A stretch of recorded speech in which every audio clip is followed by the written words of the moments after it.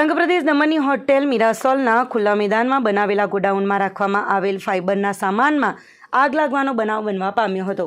રવિવારના રોજ બપોરે 12 કલાકના સુમારે કડૈયામાં આવેલ હોટેલ મિરાસોલ એન્ડ લેક રિસોર્ટના પાછળના ભાગે દેવકા વિસ્તારમાં ખુલ્લા મેદાનમાં બનાવવામાં આવેલ હોટેલના ગોડાઉનમાં વોટર પાર્કના સ્લાઇડરનો ફાઇબરવાળો કાટમાળ રાખવામાં આવ્યો હતો, જ્યાં આજરોજ અચાનક ફાઇબરની સ્લાઇડરના કાટમાળમાં આગ ભભૂકી જવા પામી હતી। આગ લાગતાની સાથે જ આગના કાળા ધુમાડાઓ આકાશમાં દૂર સુધી જોવા મળ્યા હતા।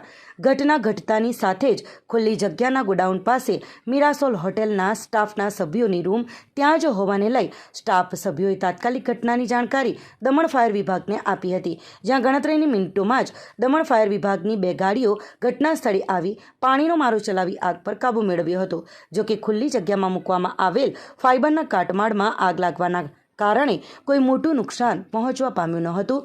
જો કે ખુલ્લા મેદાનમાં મૂકવામાં આવેલ કાટમાળમાં આગ કયા કારણોસર અને કેવી રીતે લાગી તે હાલ જાણી શકાયું નથી।